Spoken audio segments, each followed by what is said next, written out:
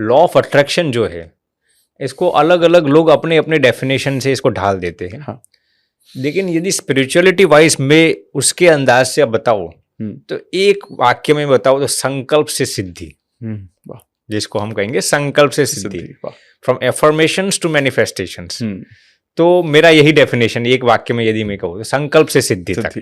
जी बहुत बढ़िया। तो ये आपको ये महसूस होता है कि सिद्धि तो चलो प्राप्ति है जी जो हम प्राप्त कर रहे हैं जी, तो संकल्प कितना जरूरी है? और क्या संकल्प का मतलब सिर्फ डिसीजन लेना है या बहुत सारी चीजें और भी करना है? नहीं, कई सारी चीजें इसमें इन्वॉल्व है।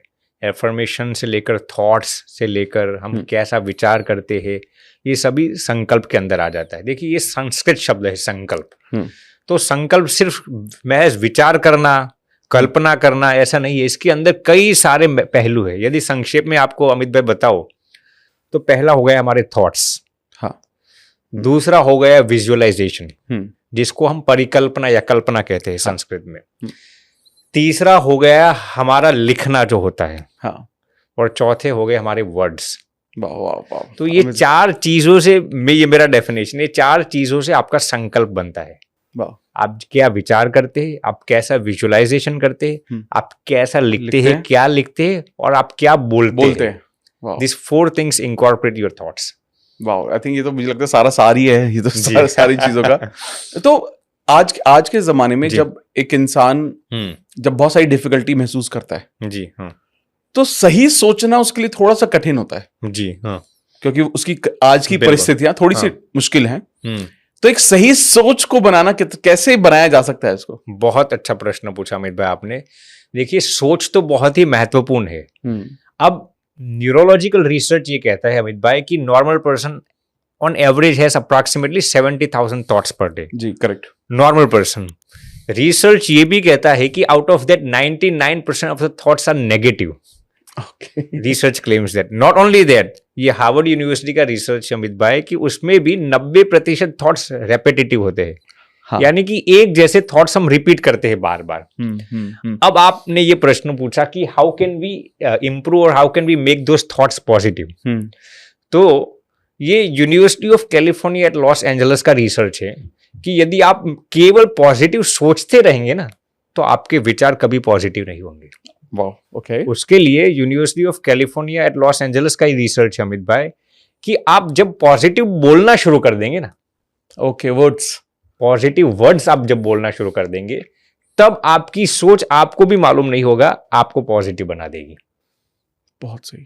अब इस पर मैं आपको एक छोटा सा रिसर्च एग्जांपल भी साझा करना चाहूंगा।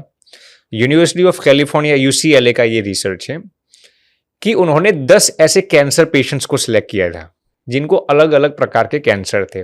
वो पेशेंट्स थे सेकेंड स्टेज कैंसर के, 3rd या 4th नहीं थे। इसमें से कुछ प्रोस्टेट कैंसर के थे, कुछ बोन कैंसर के भी थे, कुछ कोलन कैंसर के थे, और इसमें से एक पेशेंट ब्रेन ट्यूमर का भी था। ओके। अब इनको हर दिन ऐसा कहने के लिए कहा गया, ऐसा नहीं कि मुझे कैंसर नहीं है, मुझे कैंसर नहीं है, क्योंकि जब आप ये भी बोलते हैं ना मुझे कैंसर नहीं है, मुझे इनडायरेक्टली आप यही मैसेज देते हैं मुझे कैंसर है। हाँ, राइट। लेकिन उन्हें ऐसा सिखाया गया कि आपको हर दिन ऐसा बोलना है मैं कितना स्वस्थ हूं। आज से 10 साल पहले जब आप स्वस्थ थे उसी की विजुअलाइजेशन करके आपको अपने आप को सुनाना है, एकांत में सुनाना है या फिर किसी दूसरे के सामने। जब भी कोई आपको पूछे आप कैसा है, बिल्कुल स्वस्थ हो, बिल्कुल आनंद में हो, ये आपको 3 से 4 महीने दिन में कम से कम 200 बार बोलना है। क्या बोलना है? I am healthy, indirectly. ऐसा नहीं कि यही शब्द आना चाहिए, लेकिन ऐसे पॉजिटिव शब्द आपके मुख से निकलने चाहिए। आप सुनकर अचंभित हो जाएंगे अमित भाई, आउट ऑफ दोस 10 पेशेंट्स जिस पर यह रिसर्च किया गया था उसमें से 9 पेशेंट्स कंप्लीटली रिकवर हो गए कैंसर में से, और उसमें जो एक ब्रेन ट्यूमर का पेशेंट था ना वो भी कंप्लीटली रिकवर हो गया। मैं ये नहीं कहता मेडिकेशंस मत लीजिए, लेकिन ऐसे पॉजिटिव वर्ड्स बोलने से ये हुआ। तो ये वर्ड्स के अंदर बहुत ही ताकत है। सबसे पहले आप जो बोलते हैं वो आपके कान ही सुनेंगे ना। तो अपनी नेगेटिव सोच करने का सबसे पावरफुल तरीका रिसर्च ये कहता है कि आप पॉजिटिव वर्ड्स बया करो।